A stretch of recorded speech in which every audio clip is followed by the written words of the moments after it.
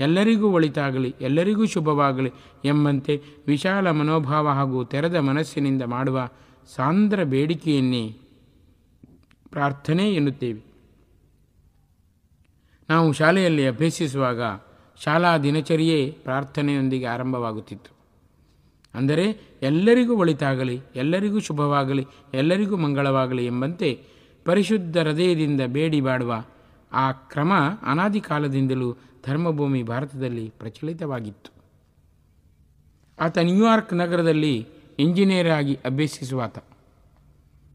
ನಾಳೆ ಅಂತಿಮ ಪರೀಕ್ಷೆ ಇದೆ ಎಂದು ಇಂದು ಭಯದಿಂದ ತತ್ತರಿಸಿ, ಡಾಕ್ಟರ್ಜಿ ಮೈ ಕೈ ಬೆವರುತ್ತಿದೆ, ಒಮ್ಮೆ ಗುರುಜಿಯಲ್ಲಿ ಬೇಡಿ ಆಶ್ವಾಸನೆ ನೀಡಿ, ನಿಮ್ಮ ಪ್ರಾರ್ಥನೆಗೆ ತುಂಬ ಬೆಲೆ ಇದೆ ಡಾಕ್ಟರ್ಜಿ, ಪ್ಲೀಸ್ ಎಂದು ನನಗೆ ಫೋನಿಸುತ್ತಾನೆ. ಮಧ್ಯರಾತ್ರಿಯಲ್ಲಿ ಆ ಫೋನ್ ಬರುತ್ತದೆ. ಕ್ಷಣದಲ್ಲೇ ಬೇಡಿ ನಾನೆಂದೇ, ಯು ವಿಲ್ ವಿನ್, ಯಶಸ್ಸಾಗುತ್ತೆ, ಆತ್ಮವಿಶ್ವಾಸದಿಂದ ಪರೀಕ್ಷೆಯನ್ನು ಎದುರಿಸಿ, ಶ್ರೀ ಗುರುಜಿ ಕಾಪಾಡುತ್ತಾರೆ, ಪ್ರೊಸೀಡ್, ಗೋ ಹೆಡ್.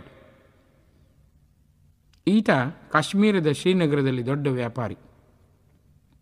ಶ್ರೀ ಗುರುಜಿ ಎಂದರೆ ಪಂಚಪ್ರಾಣ. ಅಂಗಡಿಯಲ್ಲಿ ಇದ್ದಕ್ಕಿದ್ದಂತೆ ಎದೆನೋವು ಬರುತ್ತದೆ, ಮೈಕೈ ಬೆವರುತ್ತದೆ. ಆ ದಿನ ಬೆಳಗ್ಗೆ ಸಾಧನೆ ಸಮರ್ಪಕವಾಗಿ ಮಾಡಲು ಆಗಿಲ್ಲ. ಹಾಗೆಂದೇ ಈ ಶಿಕ್ಷೆ ಇರಬಹುದು ಎಂದು ಆತ ಹೆದರಿಬಿಡುತ್ತಾನೆ. ನಡುಗುವ ಕೈಯಿಂದಲೇ ಫೋನನ್ನು ಹಿಡಿದುಕೊಂಡು ನನಗೆ ಫೋನಿಸುತ್ತಾನೆ, ಡಾಕ್ಟರ್ಜಿ ಮೈಕೈ ನಡುಗುತ್ತಿದೆ, ತೀವ್ರ ಎದೆನೋವು ಕಂಡು ಬಂದಿದೆ, ಬಾಯಿ ತೊದಲುತ್ತಿದೆ, ಒಮ್ಮೆ ಗುರುಜಿಯಲ್ಲಿ ಪ್ರಾರ್ಥಿಸಿ ಪ್ಲೀಜ್.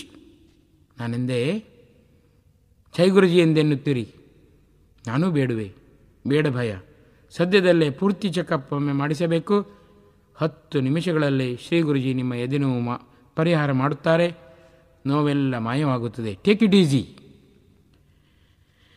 ಶುದ್ಧ ಹೃದಯದ ಪ್ರಾರ್ಥನೆ ಸರ್ವಶಕ್ತ ಭಗವಂತನಿಗೆ ತಲುಪಿ ಆತನ ಕೃಪೆಯ ಬಡಪಾಡೆಯಿಂದ ಅದ್ಭುತ ಫಲ ಆನಂದ ರೂಪದಲ್ಲಿ ಸಿಗುವುದು ಶತಸಿದ್ಧ, ಸತ್ಯಸ್ಯ ಸತ್ಯ. ಅಮೆರಿಕದ ನ್ಯೂಯಾರ್ಕ್ನ ಇಂಜಿನಿಯರ್ ನನಗೆ ಫೋನಿಸಿದ.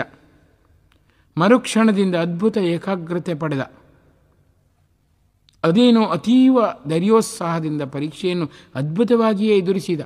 99% ಅಂಕದೊಂದಿಗೆ ಪಾಸಾಗಿಬಿಟ್ಟ. ಇದು ವಿಚಿತ್ರ ಆದರೂ ನಿಜವೇ. ಶ್ರೀನಗರದ ದೊಡ್ಡ ವ್ಯಾಪಾರಿ ನನಗೆ ಫೋನಿಸಿದ ಕೇವಲ 10 ನಿಮಿಷಗಳಲ್ಲೇ ನೋವಿನಿಂದ ವಿಮುಕ್ತಿ ಪಡೆದು ಮರುದಿನ ದೇಹದ ಎಲ್ಲ ಪರೀಕ್ಷೆ ಮಾಡಿಸಿದಾಗಲೂ ಎಲ್ಲವೂ ನಾರ್ಮಲ್ ಎಂದಾಯಿತೆಂದು ಮತ್ತೆ ತಿಳಿಸಿದ್ದ.